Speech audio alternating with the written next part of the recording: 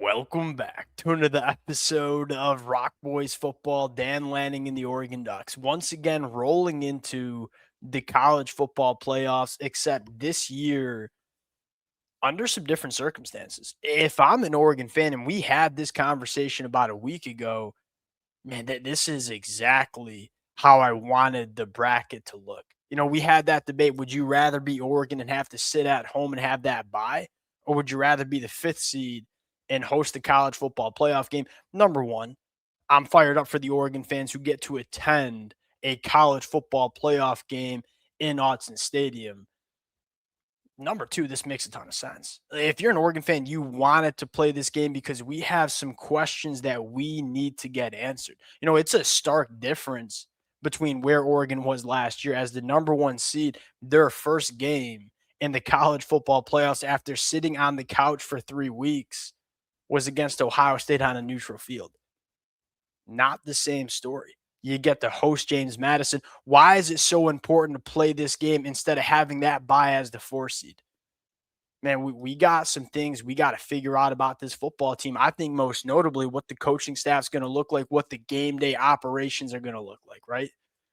Will Stein taking the head coaching job at Kentucky? Like, what's his impact going to be on this offense? What's the play call look like on offense? Same thing on the defensive side of the football, getting an opportunity to get a feel for what this coaching staff is going to look like on game day.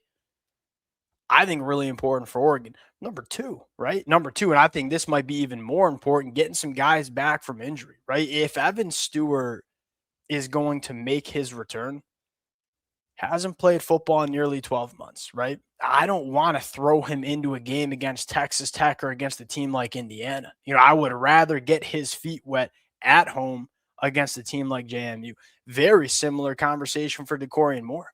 DeCorian Moore hasn't played football in a month either. If those two are going to get back, I want to give them a playing game, an opportunity to get their feet back wet. So when it's time to play your best football against the best teams in the playoffs, they are not making their first return to action. A lot of other guys too. I mean, getting Isaiah World back healthy. I know he was playing, but he was clearly not 100%. You can say the same thing for Alex Harkey on the other side. Getting some guys back healthy, getting their feet back under them, figuring out what the coaching is going to look like on game day. And I want to be very clear. I'm not trying to be disrespectful to James Madison. And look, at the end of the day, this is a win or go home situation, right? So you have to win this football game, but there's a reason Oregon at home here, 21 and a half point favorites. That opening game against James Madison is, I think, a really important game for Oregon to have. And quickly looking at that game, and we'll preview this game and talk more in depth about it, I'm just not convinced how good JMU is. They played one Power 4 team on their schedule this year. They lost by 2 scores. That was against Louisville.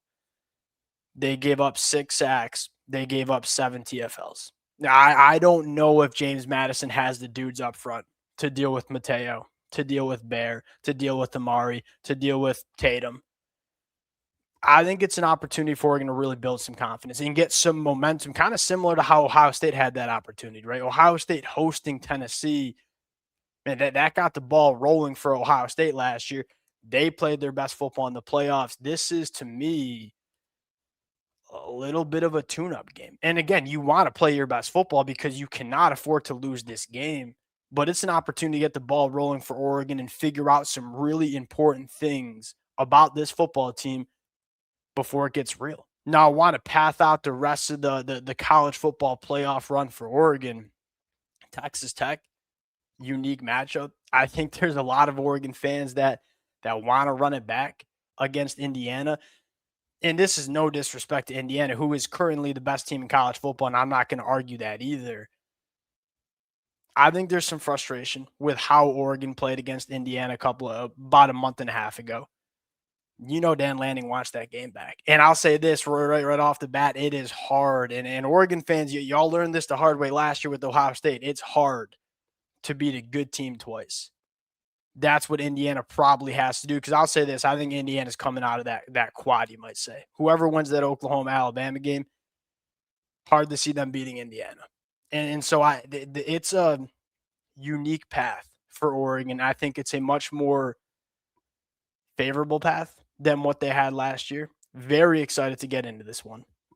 Before we do, and as always, to the Oregon fans, appreciate you guys. And sorry for touching the mic there. Many of y'all have been rocking with the boys for a very long time. And it's going to be, and we've been tracking this team. We watched Dan Lanning build this program, and now we get another opportunity to see if Dan Lanning can pay it off in the college football playoffs. Appreciate you guys. Hey, vibe check in the comment section. Like, what are the expectations? What do we think this Oregon team is capable of doing? We've been saying it all year. If Oregon can string together 4 of their best games all year, this is a national championship team. And that was not necessarily the same story last year, because we knew if Oregon played their best football and Ohio State played their best football last year, we knew Ohio State was the better team. I don't know if I'm buying into that this year. This team has the chance to win it all. What are the expectations from the Oregon fans?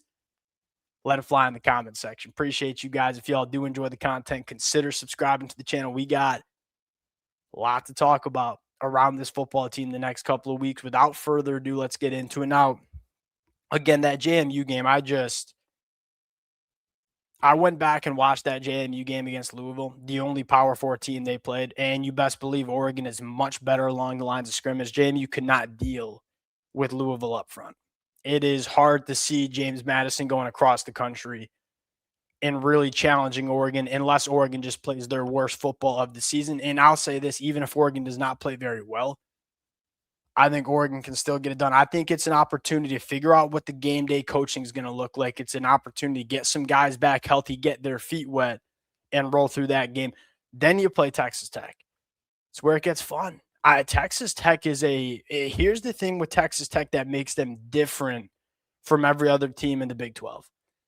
They look like and they play like a legitimate Big Ten SEC team along the lines of scrimmage. We've seen, teams like Lincoln Riley's Oklahoma come out of the Big 12 with really good quarterback play, really good wide receivers, but when they played teams like Georgia and teams like Alabama, they weren't good enough along the lines of scrimmage. Texas Tech is. It's one of the best line of scrimmage teams in the country. I firmly believe that. Why is it a unique matchup for Oregon? Why could that matchup potentially favor Oregon? To me, Texas Tech has relied on being a dominant defensive line. I mean, teams have not been able to run the football on them. Teams have not been able to protect the passer on them, right? I don't know. In fact, I don't think that Texas Tech can just dominate Oregon's offensive line. And that's kind of been the pathway for Texas Tech throughout 2025, right? If Oregon can block them up, which I think Oregon can, and look, Texas Tech's going to get theirs. They got some legitimate NFL dudes up front.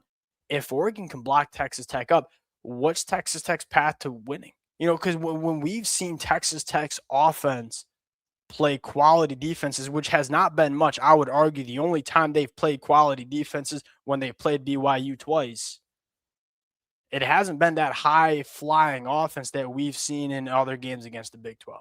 So can Texas Tech run it up on this Oregon defense? I'm not sure. Can Texas Tech just dominate Oregon up front with their defensive line? I don't think so. I think Oregon has the best offensive line in the country. Definitely the best offensive line in this college football playoff field. Puts Oregon in a unique spot to deal with Texas Tech. Then you play Indiana. And again, I think it favors Oregon when you get the rematch, because Indiana is going to try to do all the same things they did in Eugene a month ago. Oregon's going to come with a little bit of a different game plan, very similar to how Ohio State did it when they played Oregon last year. There was meat left on the bone in terms of how Oregon played. I was very vocal after that game. They just did not lean into the run game as much as they should have. When I go back and watch that game, and I watch Oregon just do their basic run schemes there, Jordan Davison averaged 7.5 yards per carry. Noah Whittington averaged 5.5 yards per carry.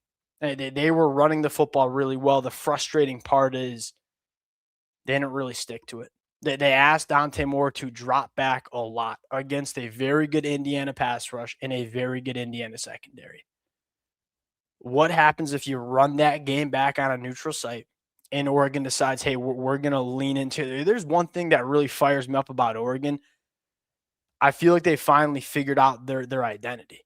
It's run the football. We got the best run blocking offensive line in the country with a really deep running back room. We can run the football against anybody. We can run the football against Indiana because we did it a month ago. Now we got to stay patient with it. It's not an Indiana is the best team in the country for a reason. Indiana will probably be favorites in that football game for a reason. Oregon certainly has a chance to get that one done. And then who you see in the finals is kind of hard to predict. I think you could see Ohio State. I think you could see Georgia. Man, I'll say this: Georgia, Oregon, Kirby versus Dan would be a really fun one. We'll preview that game if and when it does happen. I like the path a lot. And now the question is, do we get DeCorian Moore back? Do we get Evan Stewart back? How healthy are we on the offensive line? Can we JMU gives that opportunity for Oregon to feel like they're firing on all cylinders. So then you go play a team again like Texas Tech, who I think Oregon matches up decent against, get the ball rolling a little bit more. Then you play Indiana, and then ideally you're playing for a championship. This team's ceiling, and this is how we said it in August, and I'll say it again. When this team plays their best football, their A game might be the highest in the country. Now, can you play 4 straight games of your A game? Because that's what it takes. Go back to Ohio State. The reason Ohio State won is they were the best team in December and January. Can Oregon be that this year? Well, Ohio State was not the best team in the country in the regular season. They were not the best team in the country in October. They weren't the best team in the country in November. They lost to Oregon. They lost to Michigan, but they became the best team in the country. Can Oregon do that? I think the path to the championship, this is how I'd want it to look if I'm an Oregon fan. Appreciate you guys rocking with it. If y'all do enjoy the content, consider subscribing to the channel, and we'll talk to y'all later. Peace.